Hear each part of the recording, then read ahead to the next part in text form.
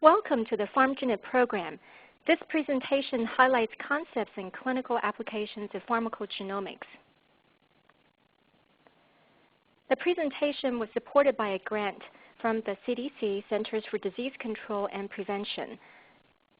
Its contents are solely the responsibility of the authors and do not necessarily represent the official views of CDC.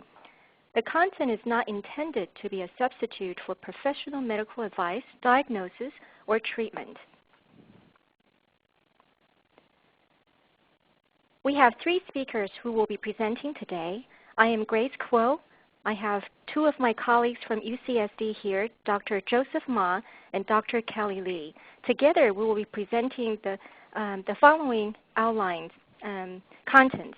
One is to translate pharmacogenomics into practice, to then review pharmacogenomic nomenclature, to give an example of a therapeutic area using infectious disease as a case example, and to review ethical, legal, social, and economic issues.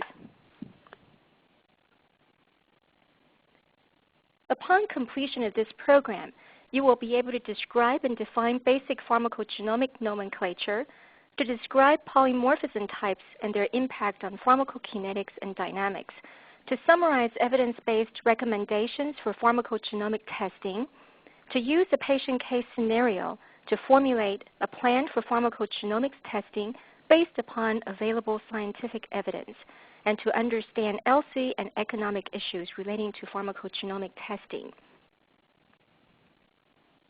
Now let's begin. Currently available drugs used for common diseases such as Alzheimer's, depression, and hypertension only has a drug response rate between 30 to 60%. Adverse drug reactions are quite common. They can increase morbidity and mortality as well as the cost of care. Many adverse drug reactions are reported from medical errors. Pharmacogenomics may improve drug response rates and minimize adverse drug reactions. There are many challenges we face as we implement pharmacogenomics testing into clinical practice. Aspects such as access, feasibility, and cost are things we need to consider as we translate pharmacogenomics into practice. In addition, the evidence is limited right now since there are only a few very well done clinical trials. Our patients have high expectations for us as their healthcare providers to explain and interpret pharmacogenomic test results. Providers oftentimes don't have evidence-based resources at the point of care to help us make clinical decisions. Both patients and providers have concerns of privacy issues. In addition, genetic testing policies vary from state to state. Additional challenges include the lack of evidence of clinical utility. Many of our health informatics tools, such as the electronic medical records, do not have pharmacogenomic information. Therefore, it is important for us as healthcare professionals to get updated information and educated about pharmacogenomics. There's also a great need to educate and teach future healthcare providers through designing curriculum in pharmacy schools, medical schools, and other allied health sciences programs. Experts recommend that we learn pharmacogenomics in the following competency areas. These include a review of the genetic basis of diseases, drug discovery and disposition or drug targets, as well as ethical applications. Also, many of us would like to have open access, web-based teaching materials. The field of pharmacogenetics and genomics is growing rapidly with new discoveries. It is critical that we appropriately interpret emerging data on pharmacogenomic tests and become familiar with the resources that are applicable to our practice. Now, I think before we review nomenclature of pharmacogenomics, it will be good for us to review definitions. Pharmacogenetics is the study of genetic causes of individual variations in drug response, whereas pharmacogenomics is a more broad term that involves genome-wide analysis of the genetic determinant of drug efficacy and toxicity. For the purpose of this presentation, and in a lot of our shared curriculum modules, we use both of these terms interchangeably, but our preferred term is pharmacogenomics. This figure provides a general description of the impact of pharmacogenomics on pharmacokinetics and dynamics, which may affect the clinical outcome of a drug in terms of efficacy and toxicity. For example, a specific variant present on a specific gene may affect how the drug is metabolized. In one scenario, drug plasma concentrations are increased, meaning more drug is present in the body. The more drug in the body may impact efficacy or toxicity.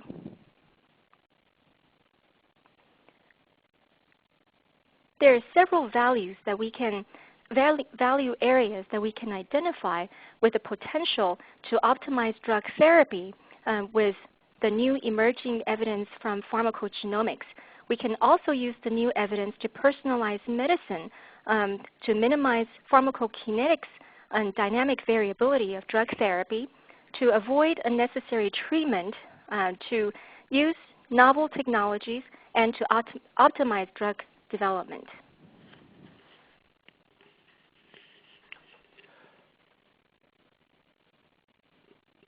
Pharmacogenomic nomenclature. What is a polymorphism? A polymorphism is defined as a variation in DNA sequence. Note, there are some subtle differences in differentiating between a mutation and a genetic polymorphism.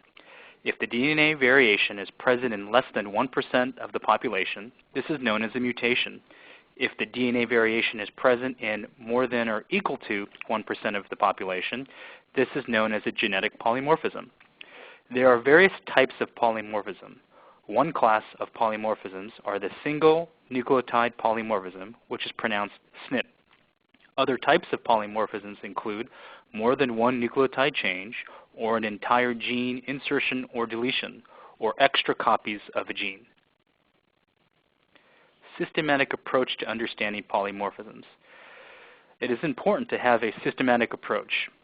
First, identify the polymorphism and what can be affected by the polymorphism. Polymorphisms can affect proteins, which can include but are not limited to an enzyme, transporter, or receptor. In other cases, a polymorphism may affect a specific disease or may have no functional effect. Second, who is impacted? For a specific polymorphism, individual and/or population variation may exist. Third, how is the polymorphism relevant to a drug?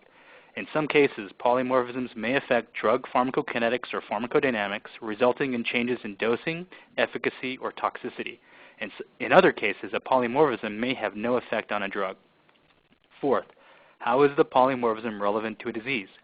An increase or decrease in disease susceptibility or condition can be observed. In other cases, a polymorphism can be utilized as a screening or diagnostic tool. SNPs can be described by an allele nomenclature. An allele is defined as one of the variant and wild type forms of a gene at a particular location on a chromosome. It is important to note that humans are diploid organisms, meaning humans will generally have 2 copies of every chromosome. Thus, we will have 2 copies of the same gene. Each nucleotide base in the gene can be considered an allele. One allele is from your biological mother, one allele is from your biological father. Here is a type of nomenclature to describe an allele numeric and alphabetic nomenclature. We have 2 examples of an allele, with the first allele example of VCORC1 1173C and the second allele example VCORC1 1173T. The first few letters and numbers identify the gene. In this example, the gene is VCORC1. The numbers after the gene indicate the nucleotide location on the gene. In this example, the location is 1173. The letters C and T are describing the nucleotide, which for the first example is C, and for the second example is T. However, this type of nomenclature does not distinguish between the wild type and variant allele. Now, let's highlight nomenclature that provides a bit more depth and clarification. Here are 2 examples. The first example of a SNP is the VCORC1 1173C to T, which was somewhat similar to what was presented in the previous slide. The second example of a SNP is the ABCB1 3435C to T. The first few letters and numbers identify the gene. The genes are VCORC1 and ABCB1. Numbers following the gene indicate the nucleotide location on the gene. In the first example, the nucleotide location is 1173, while in the second example, the nucleotide location is 3435. The first letter represents the original or wild-type nucleotide. In both examples, the first letter that is the original or wild-type nucleotide is C, or cytosine. The second letter represents the variant nucleotide or the nucleotide that is changed to result in the SNP. In both examples, the second letter that is the nucleotide that is changed is T, or thymine. Here is an example of another type of nomenclature, the allele star nomenclature. We have three examples of the allele star nomenclature for one of the subfamilies of the cytochrome P450 CYP enzymes, specifically CYP2C19. The first example is CYP2C19*1, the second example is CYP2C19*2, and the third example is CYP2C19*3. In the parentheses next to each allele type is the numeric alphabetic nomenclature that describes the same allele type. For each of the three allele types, the first few letters and numbers identify the gene, which is CYP2C19. The star and number after the gene designate the allele type. The relevance of the star nomenclature is that by determining the CYP2C19 allele type, one determines CYP2C19 function. The relevance of knowing the allele star nomenclature can be seen in this example. CYP2C19 function varies based on the allele, where the CYP2C19*1 allele results in normal or wild-type enzyme activity. But both the CYP2C19*2 and CYP2C19*3 alleles result in no enzyme activity. These represent different SNPs at different locations on the CYP2C19 gene. For another CYP family, specifically CYP2C9, we see that the CYP2C9*1 allele results in normal or wild-type enzyme activity. However, decreased CYP2C9 activity is associated with the CYP2C9*2 and *3 alleles. The key point is that the allele star nomenclature can look exactly the same, but have different functional effects based on the specific protein. Reference SNP, or RS, is another nomenclature type utilized by the Single Nucleotide Polymorphism Database, or dBSNP. As a novel polymorphism is determined, the information is submitted to the dBSNP. The polymorphism data is curated and a computer-generated RS number is created. This is a publicly available database with the purpose to serve as the single database for all genetic variation information. This naming system has been recommended by the Human Genome Variation Society to be the standard nomenclature. Recall our earlier example with CYP2C19*3. Essentially, these all describe the same SNP. CYP2C19*3 is the same as CYP2C19:636G to A, which is the same as RS4986893. Another way to describe SNPs is by a genotype nomenclature. In describing what a genotype is, each individual carries two alleles of each gene. The two alleles that any individual has represents his or her genotype. In this example, the allele of interest is the *2 allele for CYP2C19. Thus, the genotype is CYP2C19*2*2. Now, consider your genotype in relation to drug metabolism. For individuals with the CYP2C19*1*1 genotype, this results in normal or wild-type enzyme activity. For individuals with the CYP2C19*1*2 or *1*3 genotype, this results in reduced enzyme activity. For individuals with the CYP2C19*2*2 or *2*3 or *3*3 genotypes, this results in no enzyme activity. Yet another way to describe polymorphisms is by the haplotype nomenclature. A haplotype is defined as a set of alleles at multiple loci or areas of a gene that coexist on the same chromosome. when a higher frequency of the set of alleles coexists than would be predicted by random chance. This is known as linkage disequilibrium. Let's recall our previous example of VCOR-C1. We had earlier described a specific SNP using the allele nomenclature. However, there are at least 10 SNPs of VCOR-C1 that may have a functional effect. So how would you simultaneously describe the multiple SNPs that may coexist in an individual? In this example, we have haplotype A and haplotype B. In summary, a SNP is one polymorphism type where a single base substitution occurs within a gene of interest. Several million SNPs have been identified. Novel SNPs are constantly being determined. SNPs may or may not alter protein synthesis. In terms of types of coding SNPs, examples include a non-synonymous SNP, a synonymous SNP, and a premature stop codon SNP.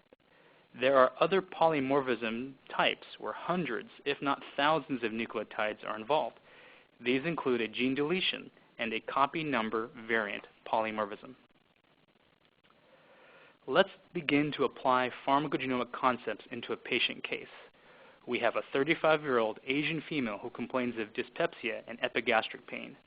She denies nausea and vomiting and blood in stools. A urea breath test is performed and comes back positive. She is diagnosed with H. pylori peptic ulcer disease. The patient has no other significant past medical history and has no known drug allergies. She begins a 10-day triple drug regimen containing omeprazole, amoxicillin, and clarithromycin. For this case, the questions to consider are, what is the primary enzyme responsible for omeprazole metabolism? And does a polymorphism exist for this enzyme? Based on this polymorphism, what is the anticipated effect on H. pylori cure rate? Coding SNP types. A synonymous SNP is our first example of a coding SNP.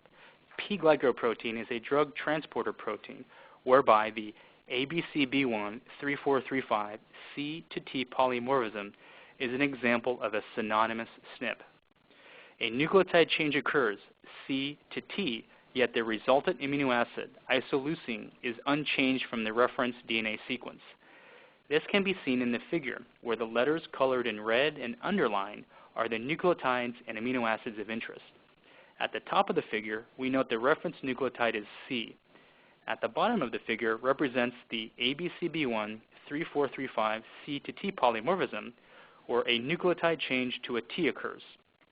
But as a result of the nucleotide change to a T, we see that the amino acid isoleucine has not changed in comparison to the reference amino acid.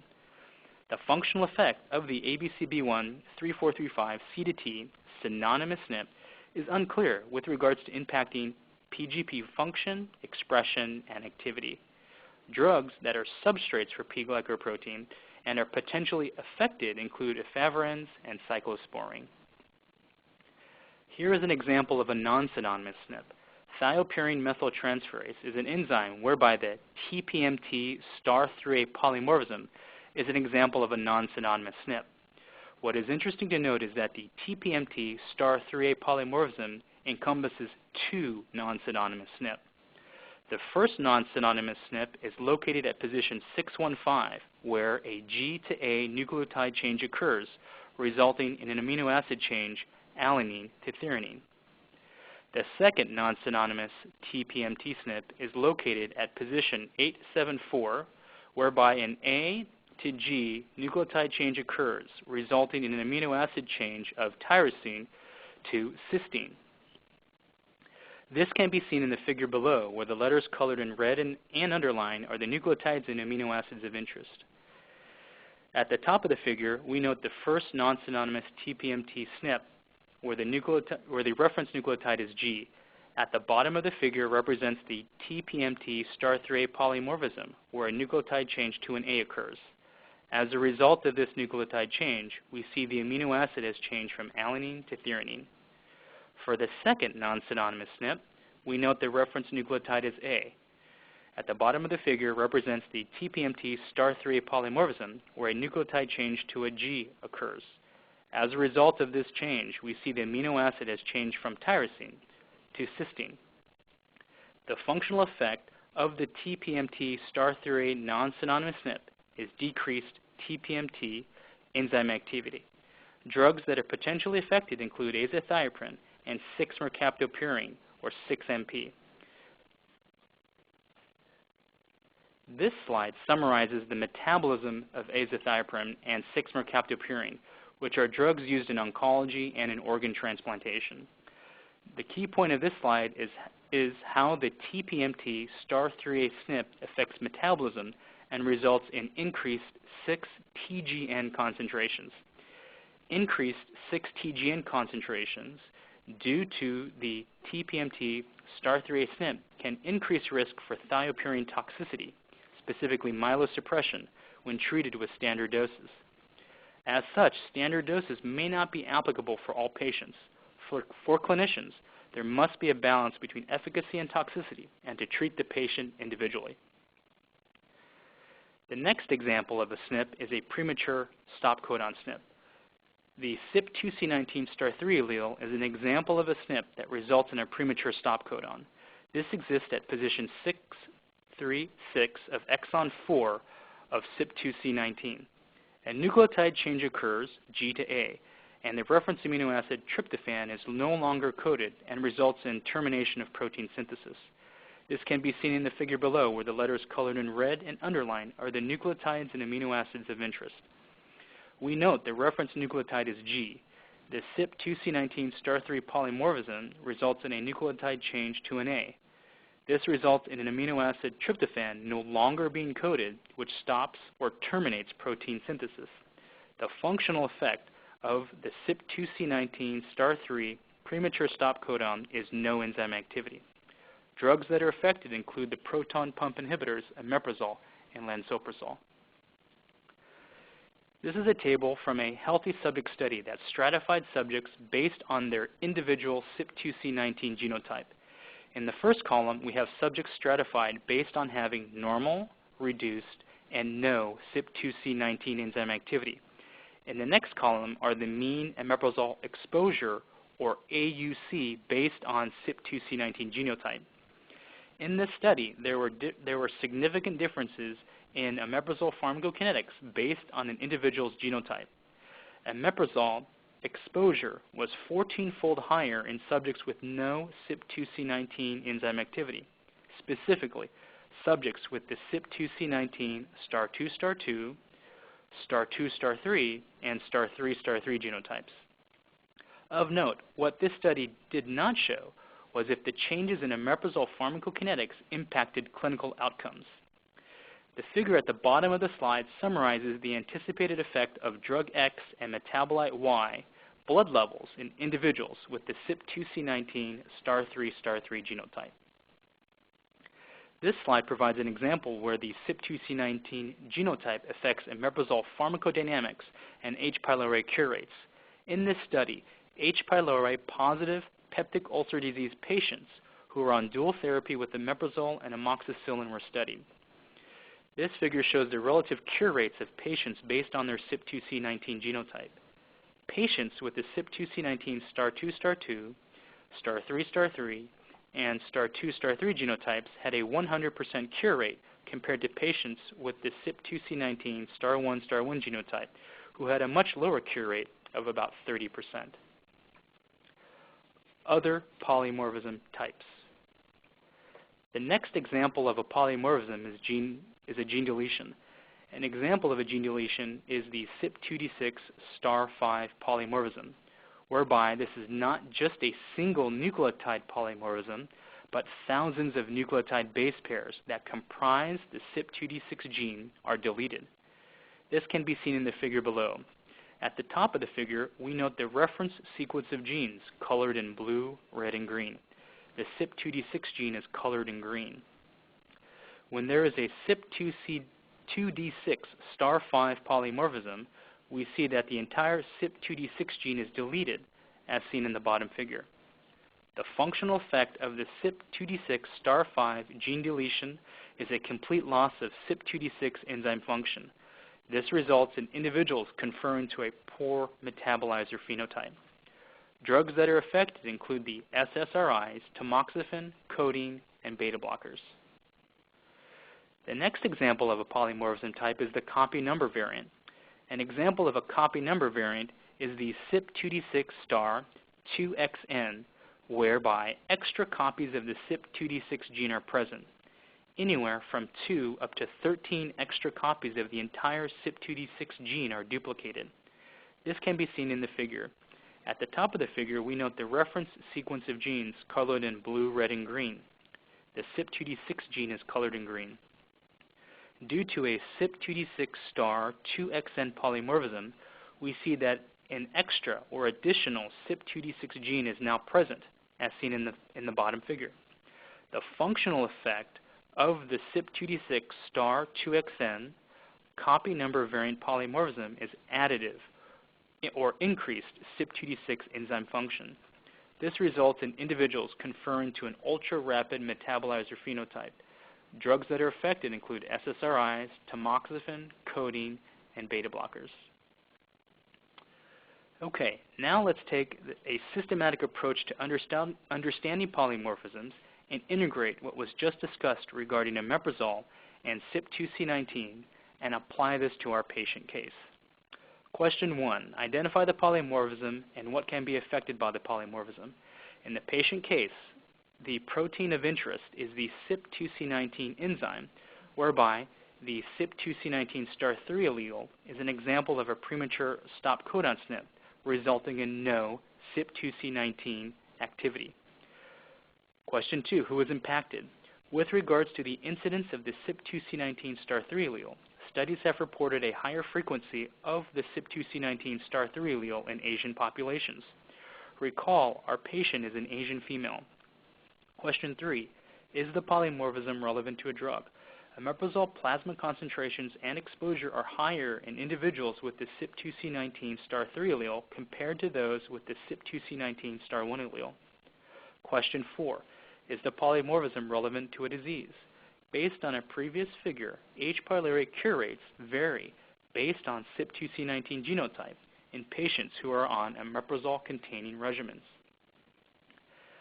In summary, we have a 35-year-old Asian female with H. pylori peptic ulcer disease. The patient purchased a commercially available genotyping kit. The patient's genotype was determined to be CYP2C19*3*3. This patient's H. pylori cure rate was anticipated to be 100% based on her CYP2C19*3*3 genotype. Based on the individual's genotype and assuming good compliance with the triple drug 10-day regimen, the patient's PUD symptoms of dyspepsia and epigastric pain resolved, and the patient was considered cured. This patient case is an example of where a polymorphism of an enzyme impacts drug pharmacokinetics and pharmacodynamics and is associated with efficacy.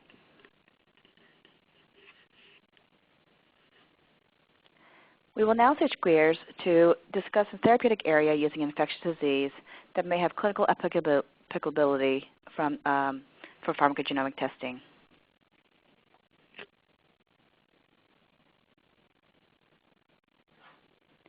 In our therapeutic area discussion, each therapeutic area and pertinent pharmacogenomic test, the information will be presented in the following format: the gene and/or allele of interest, the functional effects of the gene and/or allele, prevalence rates of the gene and/or allele variant in different populations, the available genomic tests, summary of the most significant clinical data available to date. This information is further organized into literature that affect dosing or drug selection, those that affect efficacy, and those that affect toxicity. And finally, recommendations for genomic testing from reputable agencies or national guidelines.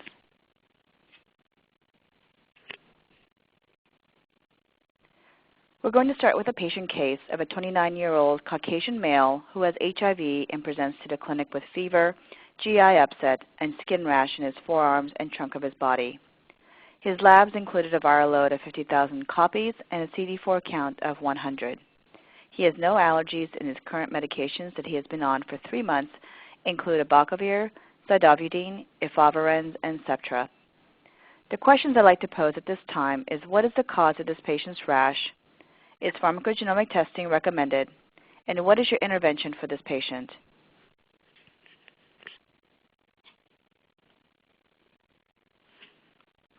We know that Abacavir is a nucleoside reverse transcriptase inhibitor with activity against HIV. Hypersensitivity reaction, or HSR, is a primary treatment-limiting toxicity for Abacavir. It occurs in 5 to 8% of all patients exposed to Abacavir during the first 6 weeks of treatment, but reactions can occur at any time. Untreated HSR can lead to significant hypotension and possibly even death. And rechallenging a patient with Abacavir-induced HSR is contraindicated. It appears that the presence of the allele HLA-B*5701 confers a high risk of Abacavir-induced HSR. Symptoms of HSR may include fever, rash, GI, and respiratory symptoms, very similar to our patient case presentation. In terms of population prevalence, of those patients initiating therapy with Abacavir, Caucasians have the highest risk with 5 to 8%. Among Asians, that risk is 0 to 2%, with Indians having higher prevalence of 2% versus Chinese and Japanese having lower percentages.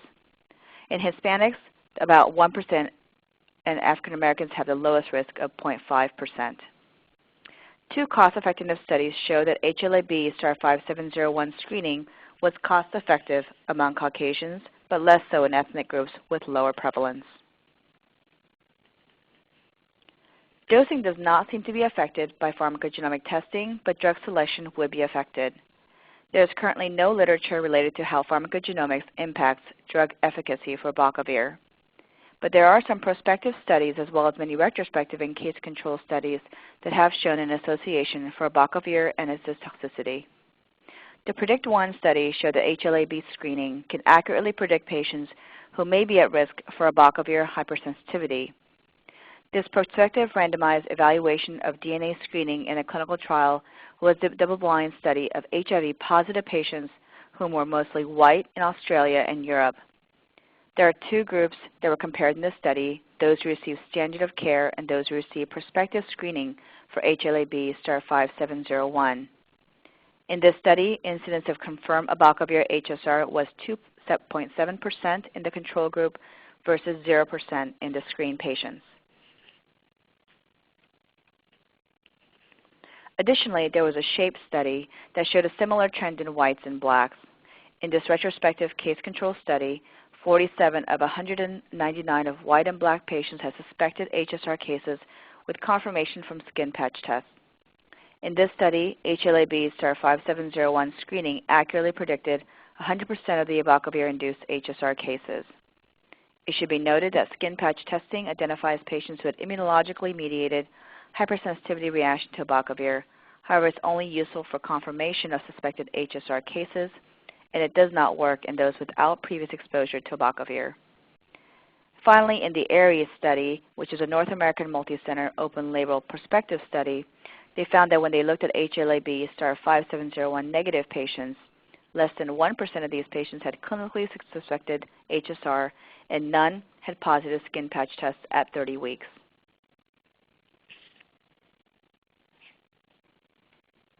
The genomic test that is available is simply HLA typing. The sequence-based genotyping is considered the gold standard, and PCR sequence-specific primers is the most widely used technique. If you test positive for HLA-B*5701, you're considered to be at high risk for HSR. Of those with HLA-B*5701 negative allele status, less than 1% develop HSR. Of those with positive status, greater than 70% develop HSR.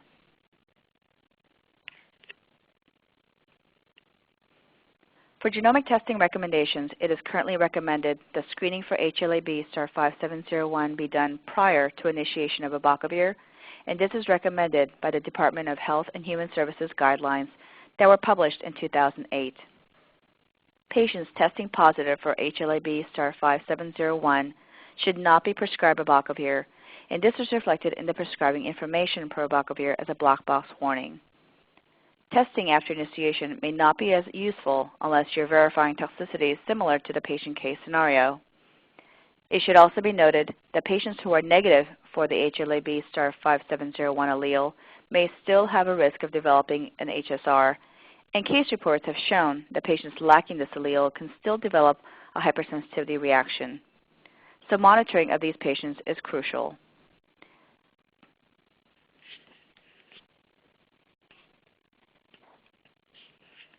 I want to summarize the case for you. Our patient was screened for the HLA-B *5701 allele, and it was found that he was positive.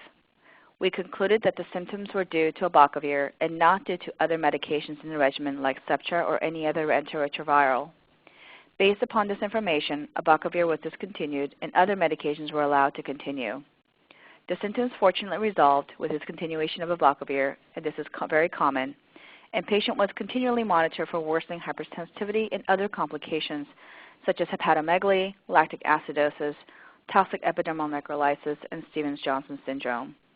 This illustrates the fact that there was a reduced need to discontinue several suspected medications that may have caused a rash, which could have resulted in opportunistic infections and potentially worsening disease progression. Patient was ultimately not rechallenged with Abacavir, which is a current recommendation, and it is important that patients be monitored after drug discontinuation and should not be rechallenged.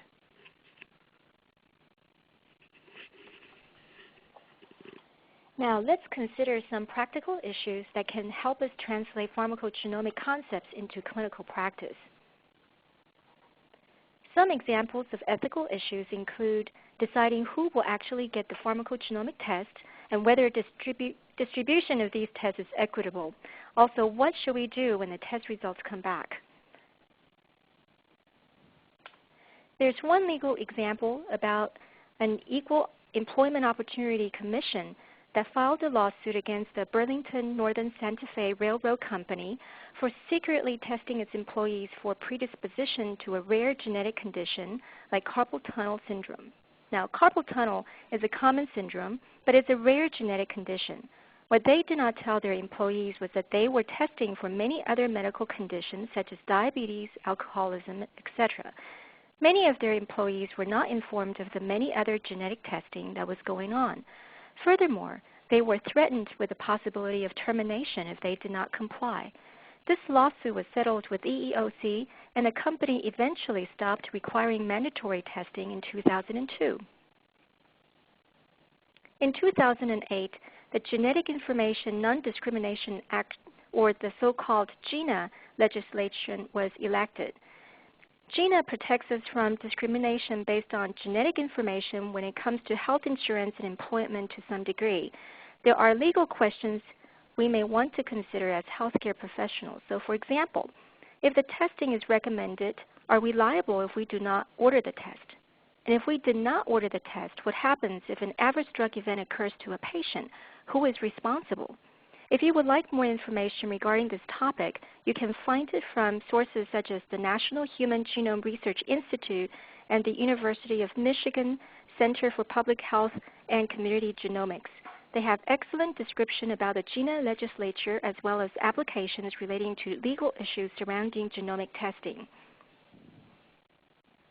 Examples of social issues may include matters of employment and whether people will be able to afford getting some of these pharmacogenomic tests, and what happens if they lose insurance coverage or even if their test results would somehow affect their insurance premium and status, and whether the affordability would eventually lead to health disparities. All these are issues we should consider. This table summarizes various examples of pharmacogenomic tests, including availability, cost of the test, specimen collection, and approximate time needed for clinicians to receive test results. Here on this slide is a table of practical information about pharmacogenomic tests corresponding to select drugs. Our team at UCSD called some commercially available labs to get the information in 2009. Here you can see the cost for patients if they were to pay out of pocket, as well as cost to them if their care facilities have contracts with certain vendors. You can also see how the costs differ. Usually the specimen requirement for pharmacogenomic test includes the whole blood or buccal swab specimen. Test results are usually available to the clinician or patient in 5 to 10 days. Regarding economic issues, there is an increasing amount of information, but we still need to have good evidence to support cost effectiveness of using these pharmacogenomic tests. Some people are concerned that if we roll out pharmacogenomic tests somehow, that would overwhelm our current public health system. But there are many others who don't think this would happen. if we are able to progress in a gradual and incremental way. There are many opportunities for healthcare professionals to translate pharmacogenomics into clinical practice. For example, we can help to develop clinical guidelines and standard of care or standard of operation procedures. We can apply pharmacogenomics into clinical practice and conduct practice-based research to provide informed consent in patient counseling and to evaluate the impact of cost and coverage for patients as well as the impact on healthcare systems. This module was developed by the Pharmcogenomic team here at UCSD and was supported by a grant from the CDC. On behalf of my colleagues, Dr. Ma, Dr. Lee, and our staff, Ashley, I want to thank you for reviewing this webinar with us. We also want to thank our reviewers. We have 26 reviewers for this module. Some reviewers are clinicians, some are researchers, some are clinician researchers. They come from different practice settings and from different perspectives. We do want to point out that the contents presented here are solely the responsibility of the authors and do not necessarily represent the individual views of peer reviewers. We hope this information is helpful to you, and we certainly look forward to hearing from you with any comments or suggestions.